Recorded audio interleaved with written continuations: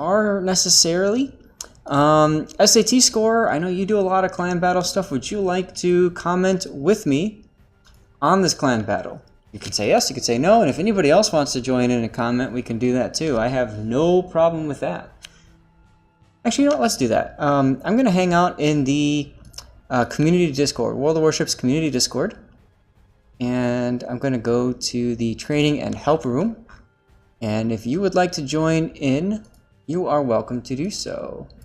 I am going to copy and paste the community Discord link in here. And yeah, come on in if you want.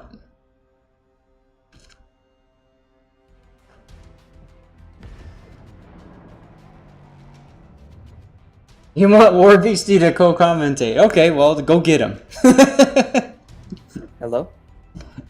Hey, SAT. How's it going? I'm doing fine. How are you? I'm doing well.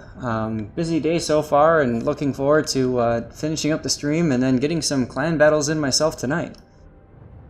Mm-hmm. Now, this is Okoda. We've seen him before in Hindenburg of the Bro 1 clan. He's up against the Taffy clan. I think he told me that this is a Storm League game. Okay. Yeah, that's a lot of rental ships on both teams. And let's talk about that for a second. So, when you're looking at the lineup, which ships do you expect to see, first of all? All of the ships look pretty normal except for Kurfürst. Kurfürst is generally not taken because her accuracy at long range isn't very good. Mm-hmm. Also, both teams brought a lot of Moskvas too. And Taffy brought a Shimakaze for whatever reason. So Taffy's lineup's a little bit unusual in a sense. Now, they also do have the Worcester. Mm-hmm. Have you found the Worcester to be pretty useful in clan battles?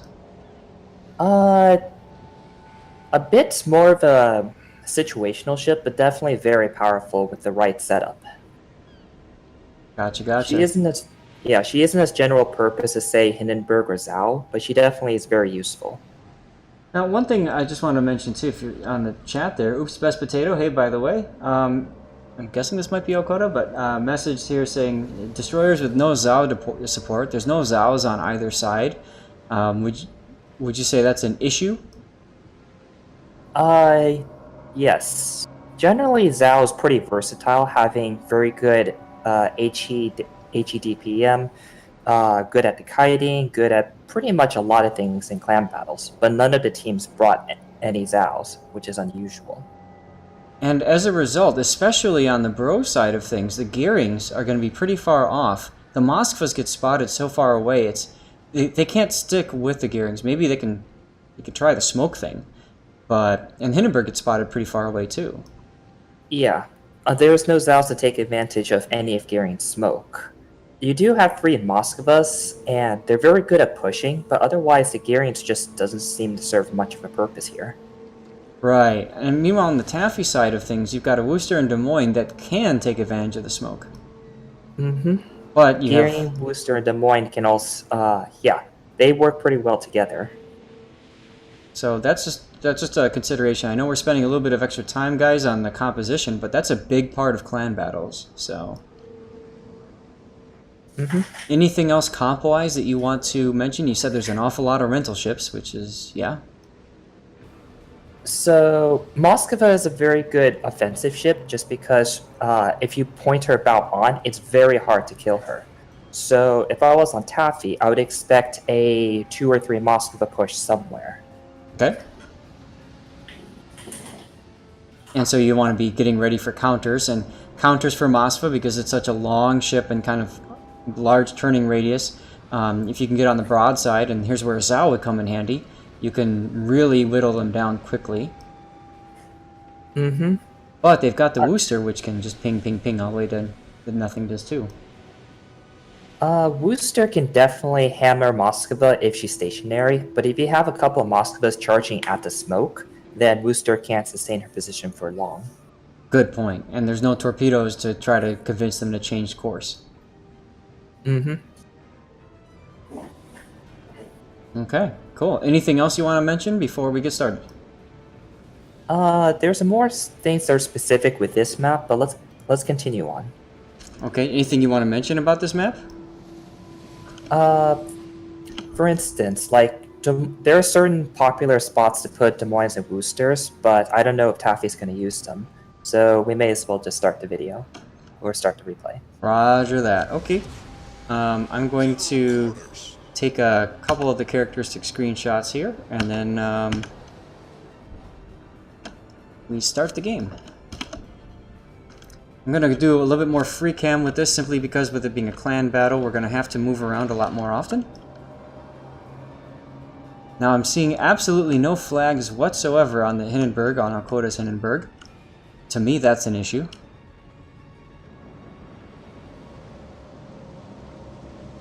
At the very least, run free XP flags.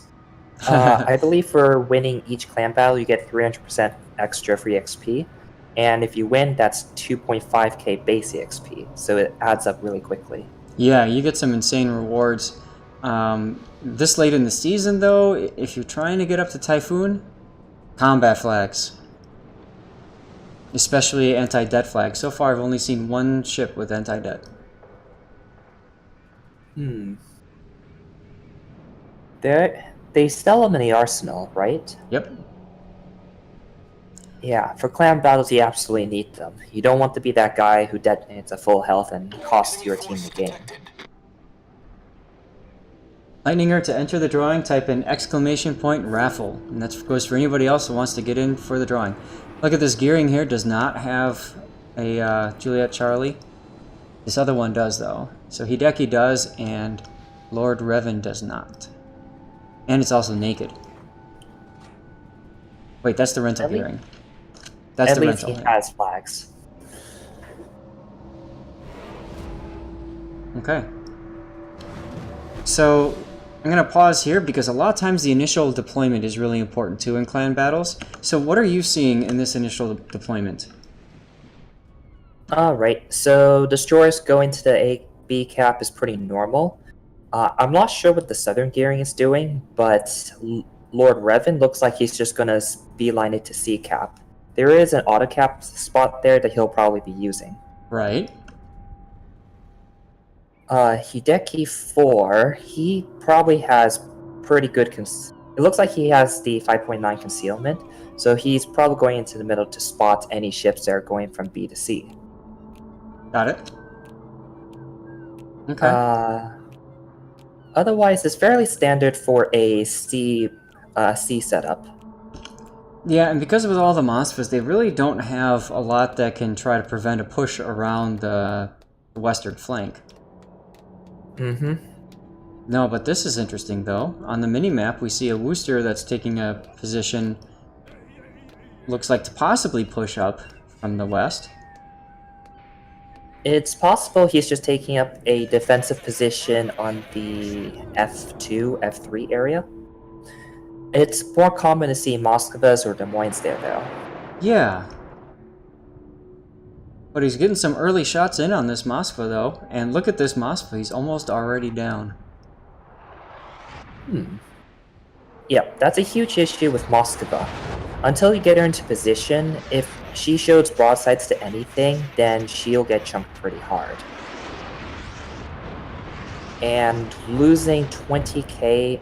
No, he's already down to 20k, and that's simply not acceptable in clan battles. No. And you can tell he's trying not to get spotted. He's holding his fire and everything, but there's just no way that he can stealth up at this point with that Wooster spotting him. Mm-hmm. What they should have done is, if they wanted to put all their Moskvas on seaside, they should have just sent it north of the island chain. That way Moskva can move over being undetected. Yeah, that's a good point. And even so, I think that if the Moskva's going to the typical camp spot at A, right, along this island here at E4, Yes. you want to send the Moskva hard east first, and then turn south into it. You don't want to take the direct line, because that puts you into the... Well, we see what happened to this guy. So you have to be thinking with the Moscow a few steps ahead. What happens if I get spotted? How screwed am I? And if the answer is not very screwed, keep doing what you're doing. If the answer is I'm going down in 30 seconds or less, well, then you got to change up what you're doing. Mm-hmm. As he said, if he took the more northerly approach, then he could have angled in when going to the A cap, and that would have reduced a lot of damage that he would have otherwise taken. Now, Hideki took some damage. The destroyers did make contact. It doesn't look like he took a torpedo. It's probably just a whole bunch of gun spam. It looks like both gearings have chosen not to smoke, which is I find interesting because they could have possibly come back to the Moskvas and tried to smoke them up a little. The Hindenburg is doing what a Hindenburg does best, which is stay at long range and be a general pain in the butt. So I think Okoda's playing this properly for Hindenburg. Do you agree? He's doing fine. But honestly, I don't think the enemy's interested in shooting him just because the Moskvas are presenting such a juicy target. Gotcha. And that's a good point. You see this one Moskva here is also at 2/3 health. The other one's down to 4,600 health, and he's on fire, so it's doubtful whether he's going to live or not. Plus, he's too far away from the island. If he wanted to live, I think he really needed to duck into the island at this point. Because looking at his position here, if he gets spotted, the Kurfürst has a shot on him. One of the South Moskvas might. The destroyers, maybe? Alright, let's play this out and see what happens. Even if he ducks behind the island, it's just not a safe position. I frequently spot Moskvas that are going to that exact position. And depending on our lineup and where our ship's position, we can do quite a bit of damage before Moskva can back up. Right. Well, and let's be fair. If he was full health, that would be a great spot to hang. But now, he's got to be thinking about, I gotta just not be seen, heal up at least twice, and then I need to reposition before I get flanked. Well, he opened fire, so either that was a huge mistake or he was spotted anyways. Right, and we don't know that. And there he goes. So, way too aggressive with that Moskva. He basically threw his life away. It's unfortunate. So far, Bro just haven't been using their Moskvas properly at all. Like, well, first of all, with the 3 Moskva setup, I would have recommended more of a 1-2 line push, just so they can bow in and start being effective earlier. Right, plus you're limiting where the fire is coming from, whereas pushing to sea, I mean, they have to give a lot of broadside just to get there. And if you want to go the safe route and take the B line, then even with Moskva's speed, it actually still takes a bit to get there. And if you're doing that, why are we bringing Moskvas? Moskva doesn't have as much DPM compared to, say, Hindenburg or Zath. So just playing over there and sea, it tends to be like a trading war between 2 enemy fleets. So bringing Moskvas there isn't generally as useful. Absolutely. Now I paused it here because look at where the Yamato is. It's almost like he wants to die right on top of where the Moskva just died. He got pulled into the mid, and I think his goal here is to kill the Kurfürst. But that Kurfürst is really healthy. Yamato is not, and we see now there's torpedoes coming in. Obviously the destroyers saw him coming and got ready for it. Not to mention he's already at half health from taking sustained fire.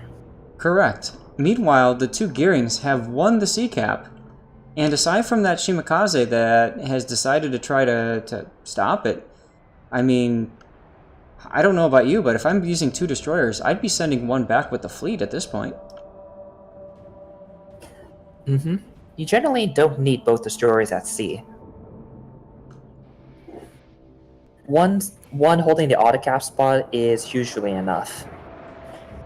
So, I know it's early in the game. It's only 5 minutes into the game, but let's talk about, at this point, is the game over? Have they already lost the game? Technically, no, but their current position is very hard to recover from. I assume they're going to lose Yamato here in a minute or two, and the loss of a battleship is huge in clan battles. They'll probably retain the destroyer advantage, but the enemy will have such a commanding firepower lead that it's very hard to recover here. Good point. And that, I think at this point, this is what Bro needs to be doing, is thinking, okay, we lost one Moskva, we're about to lose the Yamato, how can we turn this around? I mean, they've got the caps, right? They've got A and C, but there's nothing protecting A cap, so there's nothing preventing the Worcester or the Moskva from just marching right in and taking it. Mm-hmm. So at this point, they need to be thinking, we have to get a kill, at least one kill to even up the score slightly.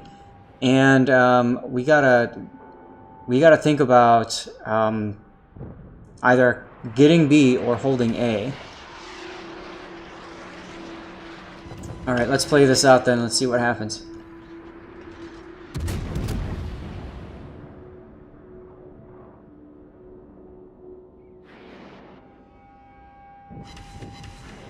Now we see Okota is doing, again, what you would expect a Hindenburg to do, which is just spamming the hell out of the battleship and getting it down. Mm-hmm. Oh, of the available ships, Hindenburg is the best to take down Kurfürst because her penetration overmatches Kurfürst's 50mm deck. That's right. So Kurfürst has 50 millimeters of deck armor, and the Hindenburg has 203 millimeter guns. Now, the rule is 1/6 caliber for HE penetration, which means you take the 203 divided by 6. However, this is German, and German cruisers and battleships have 1/4 HE pen, so actually you divide 203 by 4. And what that means is it can penetrate 51 millimeters of armor, so it can penetrate the Kurfürst armor there. You see a few shatters on probably the turret barbette armor, but most of the ship can be penetrated. Mm-hmm. It kind of shows that Bro's getting desperate because they're having gearing open up on the Kurfürst. And destroyers should never be gunning down other ships unless it's destroyers or you're down 2 ships like this. Right. Or that the target's incredibly low health, like, you know, below 1,000, right? Where just one more shot would kill him. Mm-hmm. Even then, it is still risky, though.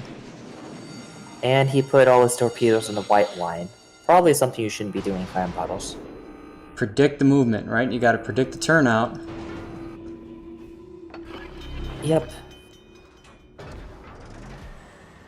Now we're seeing the Worcester coming into play, and probably the Des Moines as well, shooting at the at Okota here. But Okota's gotten back behind cover, which is a good position, right? Because he can lob shells over the island, and he can try to go for decaps and whatever else. Yep. At least it gives him the ability to contest A, or anti-contest A. The Moskvas are going to go down to C, but at this point they're just kind of trapped. If they go forward, then they risk going into Worcester, Moskva, even Des Moines crossfire. Yeah, they pretty much have to kill this Moskva, and because there's no major presence to the south, once they kill that Moskva, they can turn towards mid with their bow and at least have a fighting chance of not getting citadeled. But then you've got the torpedoes from the Shima and Gearing to tend with. Mm-hmm. And it's very hard to kill Moskva with just 1 or 2 ships. I don't really count Gearing because they don't have much firepower, and torpedoes are very unreliable. They are killing Wolfman pretty quickly, though. Quickly enough.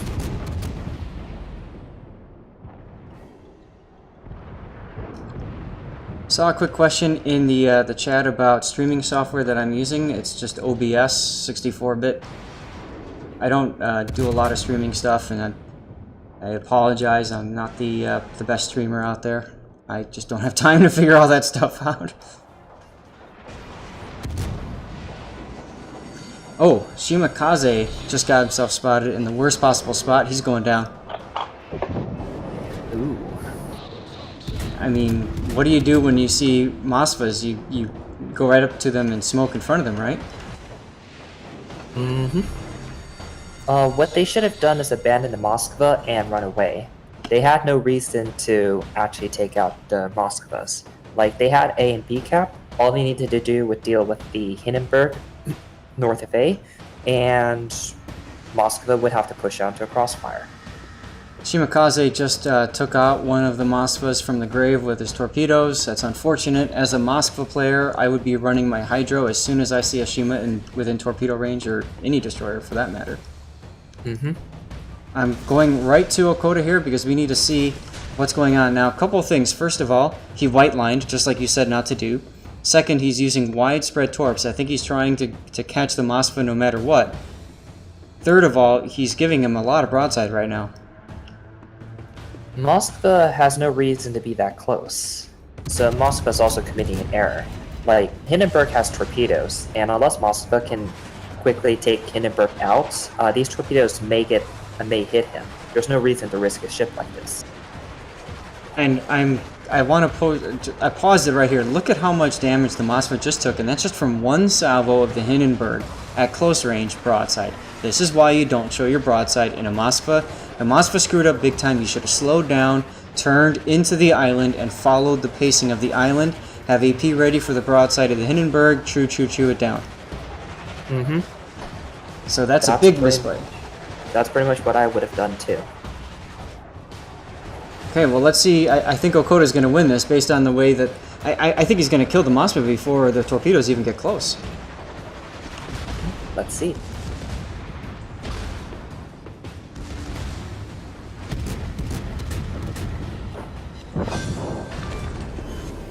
We've destroyed an enemy cruiser. Also, Des Moines is pretty poorly positioned to help Moskva. I assuming they wanted to do a pincer movement, but Moskva screwed up by dying 2 or 3 salvos.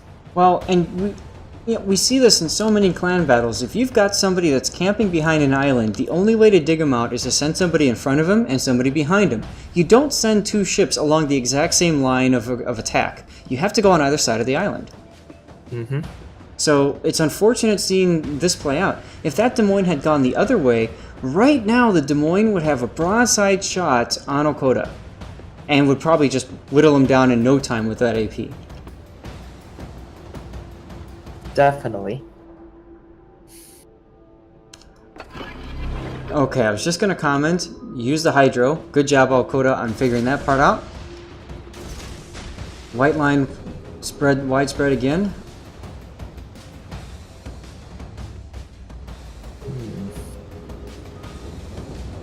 Des Moines is giving way too much broadside. Once again, pausing it. Look at this. This is filthy. I mean, seriously. Oh man. Look at this. Oh no. Why? Oh, no. Why throw away your ship like this? Enemy cruiser foundered. Yeah, that was just horribly executed by Taffy. They had no excuse not to have taken down Hindenburg. Horrible execution, but brilliant playing by Okota. Well,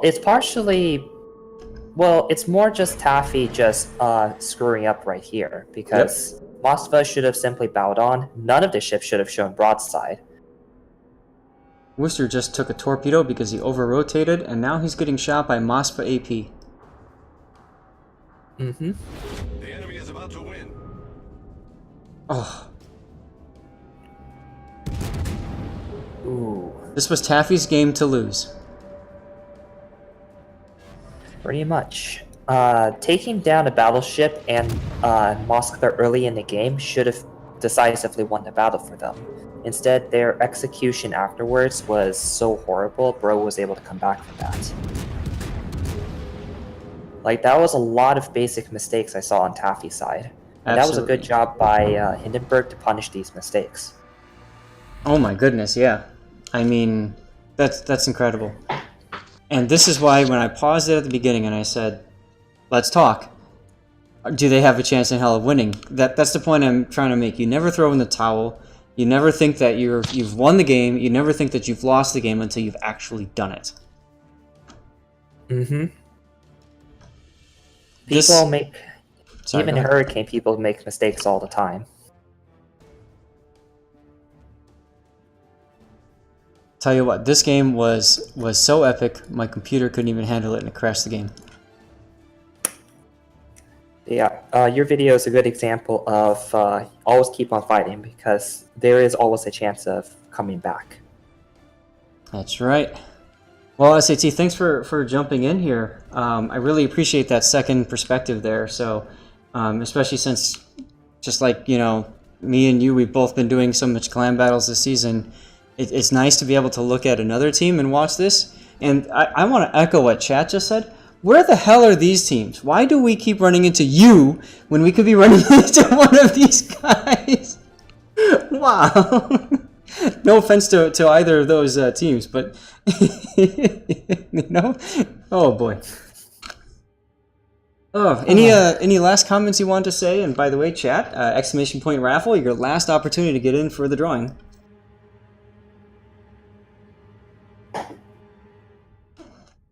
Okay.